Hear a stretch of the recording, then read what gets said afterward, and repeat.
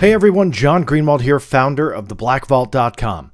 Unidentified phenomena going an average of 27,000 miles an hour, UFOs over sensitive nuclear installations like Los Alamos, technology decades beyond what humans had achieved. Well, that's all in this UFO memo from 1949, which I dug up from the FBI. That is the topic of today's Quick Blast.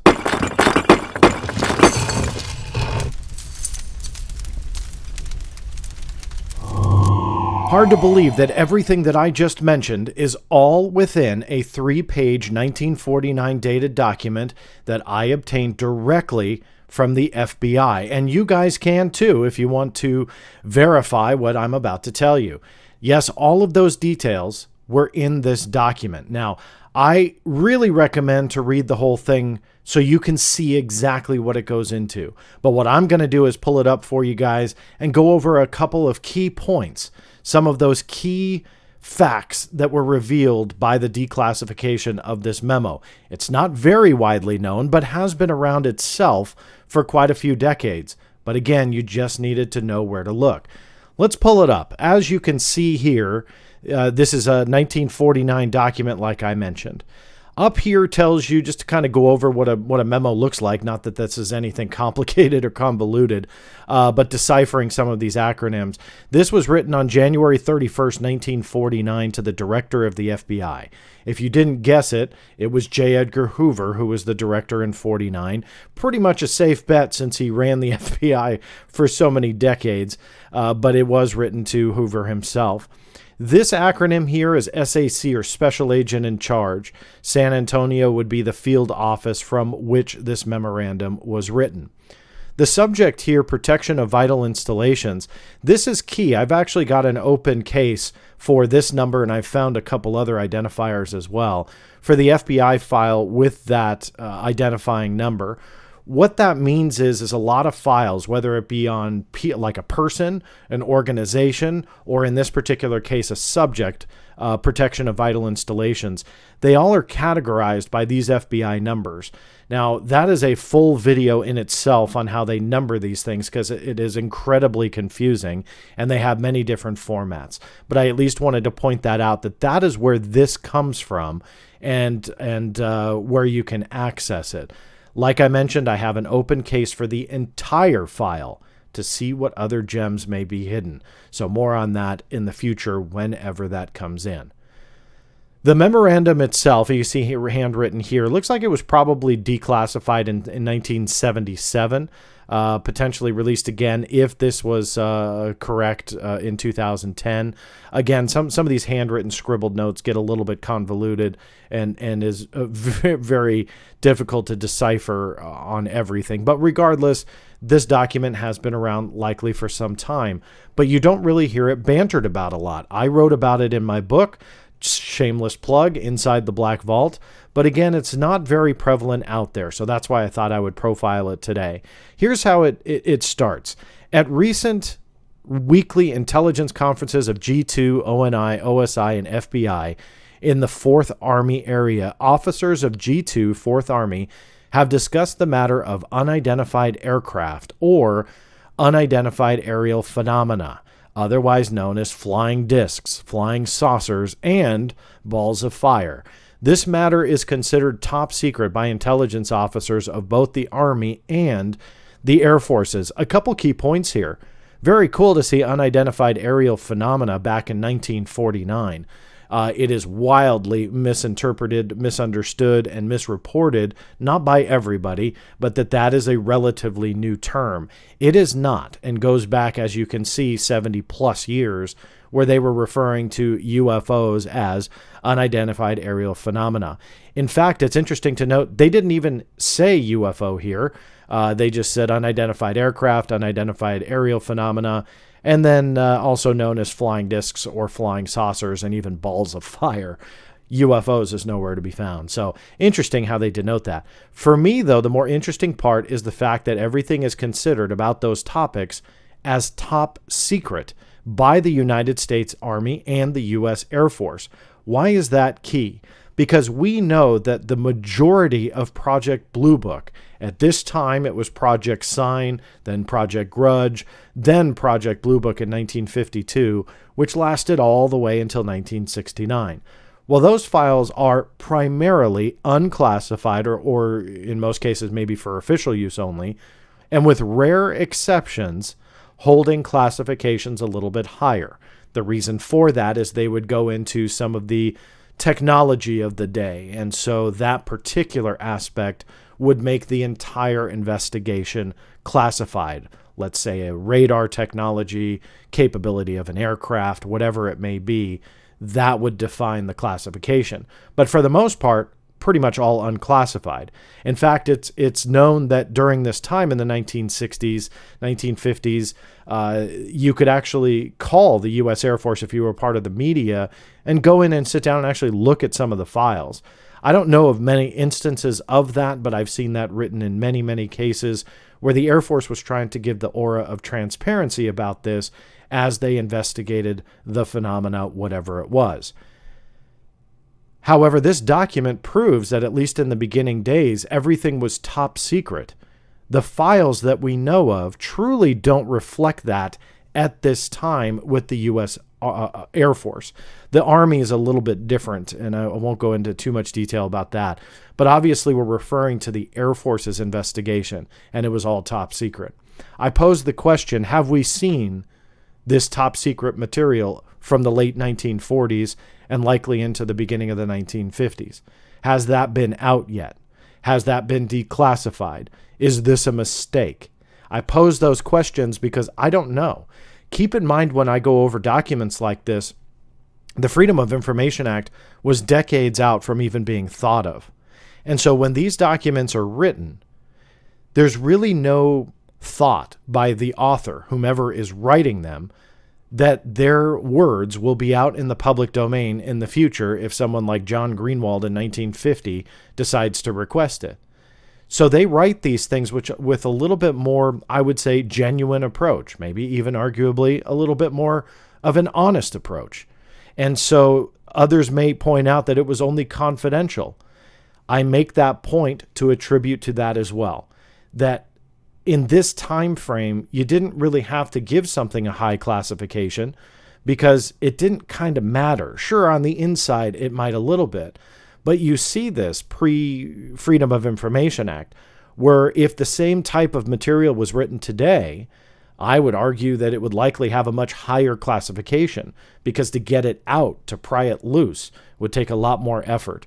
So that might be why the actual memo here is only confidential, such a low level, because again, it really didn't matter what the classification was. Nobody from the general public could see it. And this special agent in charge in San Antonio was sending it to Hoover, and he wasn't, obviously emailing it around. So the lid was much more easily kept on information at this time. So that's that first paragraph. Again, I invite you to read some of the rest, but I'm going to skip around here. Paragraph 3 on page 1. In July 1948, an unidentified aircraft was seen as in quotation marks, take that for what you will, by an Eastern Airlines pilot and co-pilot and one or more passengers of the Eastern Airlines plane over Montgomery, Alabama. This aircraft was reported to be of an unconventional type, without wings, and resembled generally a rocket ship of the type depicted in comic strips. It was reported to have had windows, to have been larger than the Eastern Airline plane, and to have been traveling at an estimated speed of 2,700 miles an hour. It appeared out of a thunderhead ahead of the Eastern Airlines plane and immediately disappeared in another cloud, narrowly missing a collision with the Eastern Airlines plane. No sound or air disturbance was noted in connection with this appearance. Pretty interesting, given the fact that the highest speed aircraft at the time, the world record was about 680 miles per hour. So essentially nowhere near this estimate. What does that mean? Did they overestimate? Was this a wild guess? I'll let you guys decide. But this special agent in charge saw enough to create this memorandum for the director of the FBI To summarize the top secret topic of UFOs and flying saucers and flying discs, that it also was affecting pilots flying in the sky, seeing things flying well beyond the capability of our technology at the time. Would a special agent in charge in 1949 do that to J. Edgar Hoover? Make it all up? Exaggerate? Speculate? Sensationalize? I highly doubt it. Of course, that's a big possibility. This is all just a genuine made-up lie. So there's that. Or maybe there was a little bit more of a genuine summation of what they were looking at in 1949 at this unidentified aerial phenomena. They described it as a rocket ship around this time frame like you would see in a comic strip. So I looked up 1940s era comic strips because I wasn't really sure what that would look like. This Superman one was from 1939, so this is fairly indicative of what rockets were. This was in the 1940s, this one over here. So obviously you can see more of what you would call a cigar-shaped craft. The document said it had no wings, so obviously these are not artist depictions of that UFO sighting. I'm just pulling these in. But drop the wings, and what do you got? You know, you got this elongated object. Some people call them cigar-shaped. Some people call them tic-tacs, whatever you want. But that's obviously from this era, and that is how they described that UFO. Here's another interesting paragraph from the first page. During the first 2 months, various sightings of unexplained phenomena have been reported in the vicinity of the Atomic Energy Commission installation at Los Alamos, New Mexico, where these phenomena now appear to be concentrated. During December 1948, on the 5th, 6th, 7th, 8th, 11th, 13th, 14th, 20th, and 25th, sightings of unexplained phenomena were made near Los Alamos by special agents of the Office of Special Investigation, airline pilots, military pilots, Los Alamos security inspectors, and private citizens. On January 6, 1949, another similar object was sighted in the same area. A meteorologist of some note has been generally in charge of the observations near Los Alamos, attempting to learn characteristics of the unexplained phenomena. So you can see a clear pattern. This wasn't a rare one night, one witness occurrence. This was seen by people on the ground, people in the air, all around the surrounding area, numerous nights. There was clearly something going on, and it goes into the root of where this was found within the FBI files, protection of vital installations. So that would be, even present day, why the FBI would be interested, and that would be potential criminal activity in or around these types of sensitive installations. The second page had another interesting paragraph. Recent observations have indicated that the unidentified phenomena travel at a rate of speed estimated at a minimum of 3 miles per second and a maximum of 12 miles per second, or a mean calculated speed of 7.5 miles a second, or 27,000 miles an hour. I'm going to stop there. That is, per the special agent in charge, what he has seen, what he brought together, what he culminated, and that those were the speed estimates. Then he gave an average to J. Edgar Hoover. 7.5 miles per second was the average of whatever he brought together, which translates, according to this, 27,000 miles an hour. I'll continue reading. Their reported course indicates that they travel at an east to west line with probability that they approach from the northern quadrant, which would be the last stage of the Great Circle route if they originated in Russia. When observed, they seem to be in level flight at a height of 6 to 10 miles and thus traveling on a tangent to the Earth's surface. They occasionally dip at the end of the path, and on 2 occasions a definite vertical change in path was indicated. These phenomena have not been known to have been sighted, however, at any intermediate point between Russia and Los Alamos, but only at the end of the flight toward the apparent target, namely Los Alamos. Really kind of I would say, a bizarre point there. They're really pushing the fact that Los Alamos is the target to whatever this phenomena is, and they're claiming it's not being seen anywhere else between Russia and Los Alamos. I'm not sure where they're going with that, but at least it should be noted that that's what they're trying to say there. So take that and define that for what you want. And in fact, this will be a great time for me to encourage you guys. How do you define that? Like, what do you think that they're trying to say? Because I really don't have an answer for it. Put it in the comments below and you know, let everybody know how you decipher that. I'm not sure if they're trying to stress the threat of that is posed to Los Alamos. I don't know if they're trying to say this is just a Los Alamos specific issue, or rather they don't believe it's Russia because there's nothing in between that flight path, but phenomena is being seen all around elsewhere. So again, it's kind of up for interpretation. Let me read this last paragraph here that I'm going to go over, or two paragraphs, I should say. On no occasion has sound been associated directly with the phenomena, but unexplained sounds have been reported from Los Alamos. On 2 occasions, reports have been received of the sighting of multiple units. 9, and I believe this has some here.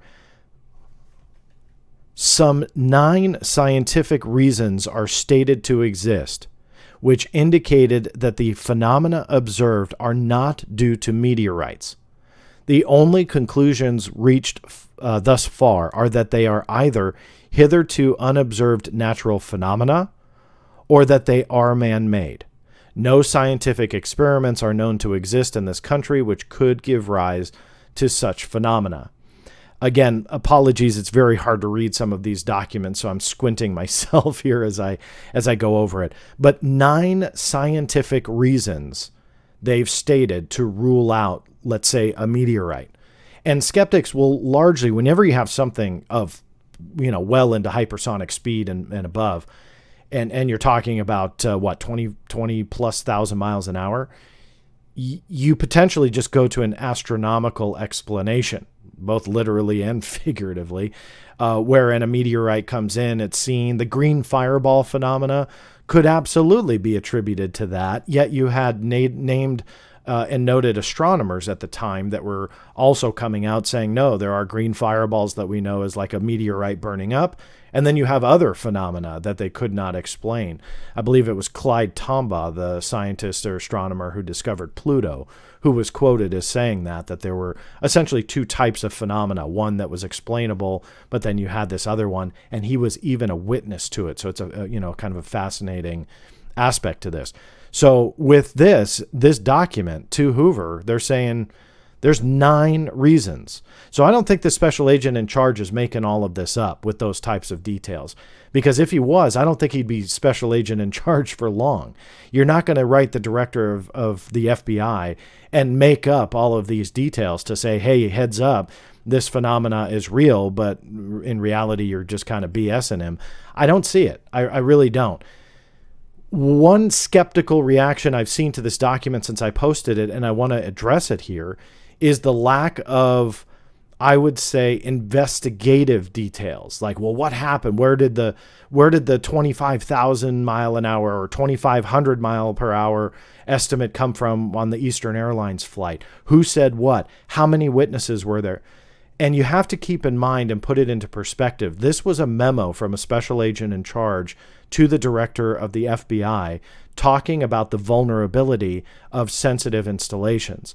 This was not a Project Blue Book style investigation report. That's not what this was. So it didn't have every nitty-gritty detail. It was 3 pages total in length, and that's what it was. So you have to keep that into perspective, that those types of reactions, in my opinion, are null and void, because that's not what this document was. To quickly summarize my opinion on it is that special agent in charge saw enough to craft this 3-page record and found it important enough to notate what he did and inform the director of the FBI. Some may question, was this standard procedure? Was everybody sending Hoover material talking about every known UFO topic that came across special agents' desks nationwide? If that were true, there would be many, many, many more pages and case files instead of just 1,600 pages in the FBI UFO collection. So you can kind of rule that out also, that this wasn't just standard procedure. Whomever this special agent in charge was, they found it important. I want to go over, too, just to put it into historical perspective, and I'll start with like the least, I would say, extraordinary claim in this document, which is that Eastern Airlines sighting where the pilot or potentially the co-pilot had estimated a approximation of 2,500 miles per hour of the UFO that they saw.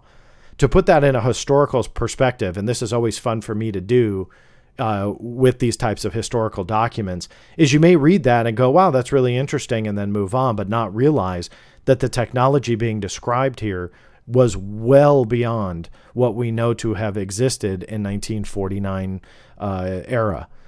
So this is one of the segments that I wrote in my article here about the technology.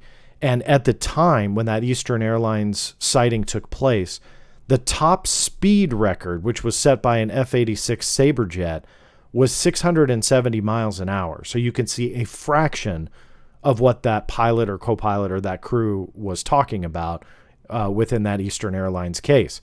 Let's say they grossly misinterpreted the speed. They still were more than triple the airspeed. So did they grossly misidentify the speed? Possibly. However, you still had all the other cases that played a role in the special agent in charge saying a mean average of 25,000 miles an hour. I mean, that's incredible. Again, you're not going to average one case, or two cases. In my opinion, that special agent in charge obviously had some type of reference material to come up with that. What it was, your guess is as good as mine. But I don't think that he would pull that out of thin air. A little bit more of historical perspective, the 1,000 mile per hour mark wasn't broken until March of 1956.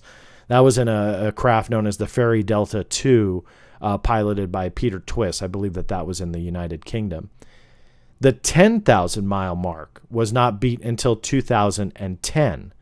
That was broken with the HTV-2 Falcon, which hit 13,201, which was obviously an unmanned craft in a hypersonic glider test. In fact, the space shuttle set a record, I believe, in 1981. I didn't put this in the article, but in 1981, doing a approach back, coming back in the atmosphere, and I believe it was clocked at over 21,000 miles. I didn't include it because I kind of felt that was a little bit of a special case and not necessarily the technology that I was trying to compare the UFO to. But regardless, just to give you perspective, 1981, 21,000 miles an hour, that is pretty incredible speeds. So that is what this phenomena is in 1949, according to this special agent in charge writing to J. Edgar Hoover. Is it all made up? Is it all wild speculation and sensationalism that he submitted to his director of a major federal agency? Maybe, if we want to go down that route. Or was it based on true and a much more genuine approach to looking at this topic in the infant stages, post-1947 and that whole era that started it all, just a couple years after a trained special agent looks at the information, sees the value in it, drafts a 3-page letter, sends it to the director of the FBI, and that's what we just went over. The link to the full document is below. I went over not even half of it. That way you can go through it, see it, read it, and decide for yourself. And like I mentioned earlier, put those comments below. I'm always interested. And not to be a broken record, a thumbs up always helps on these videos. Share, spread the word, but also make sure that you are subscribed with those notifications on, because there's much more content coming your way. This is John Greenwald Jr. signing off, and we'll see you next time.